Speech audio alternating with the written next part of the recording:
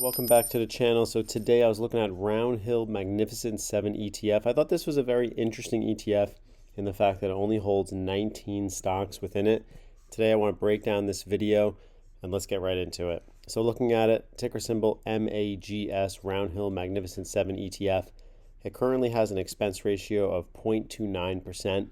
And when you see the gains on this, it's easy to justify this expense ratio. Now, interesting holding setup, and this is why I want to make a video on it. United States Treasury bills, 49% of this fund. Tesla's 11%, Alphabet is 8%, Nvidia is 8%, Amazon 8%, Apple 8%, then it's Meta, and then Microsoft. Let's take a quick look, just going over the actual summary of this. And if you look here, the investment seeks growth of capital, but it's also an actively managed exchange traded ETF. So what does that really mean? That means that you are going to pay a higher expense ratio because somebody is managing which funds are going to be allocated here. When you just look at a quick snapshot in this corner here, you can see that in 1 year it has returned 64%. 64% returns. If you look at S&P 500, S&P 500 returned about 25%, which is excellent. But 64% shows you that the top 7 have been carrying the S&P 500. And it is clearly evident by if you were to buy this around $40, it's up to $56. Incredible returns. Now let's look at the composition in a little more detail. So as we reviewed, this is an active ETF and it's defined by an independent industry classification, technology, hardware industry, e-commerce, discretionary, internet media, services, industry, and software. The sector equity, as we said, ETF, actively managed in technology. It only has these 19 holdings. And it's very interesting that you have these United States Treasury bills, 0%, how it makes up 49% of the fund. Now, when you look at all the holdings by weight, this is what you get. And I just wanted to show you this because it's just very odd. You have the United States United States Treasury bills, 49%, followed by the 10 that we said. But then there's repeats of Meta, Apple, Amazon, Google, Nvidia, and then First American Government, obligatory X. And then Tesla has 1.34%. So definitely very interesting the way this is set up. The style is growth and large, so large growth.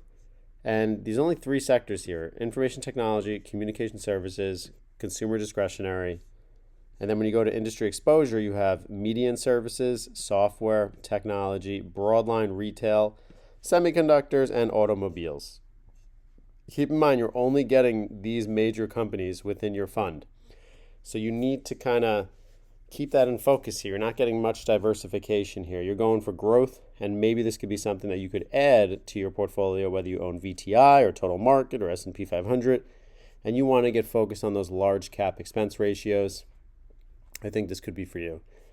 Distribution yield, you get a 0.81% dividend.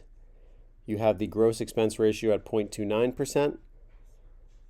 And we only have 1 year data on this where it's up 64%.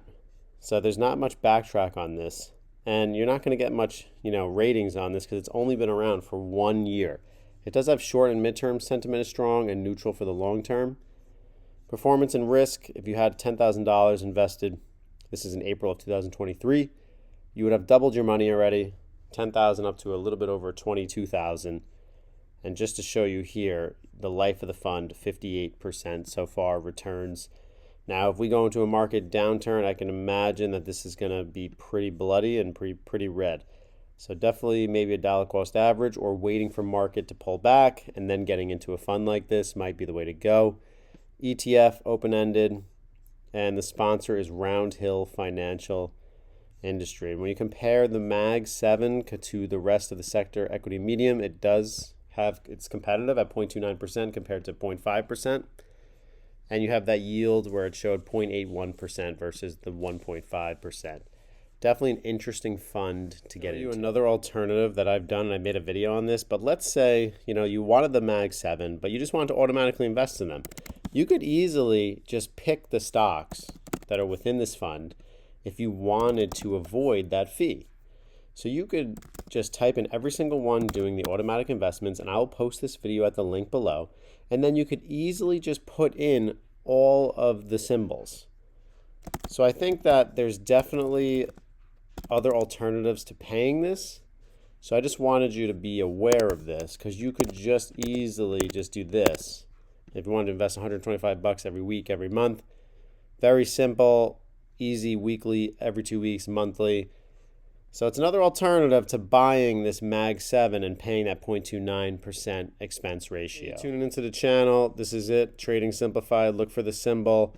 Please feel free to check out the playlist. I have the members only playlist where people contribute to the channel. I thank you guys so much. My crypto trading on Gemini, Mastering Fidelity, Vanguard Investments.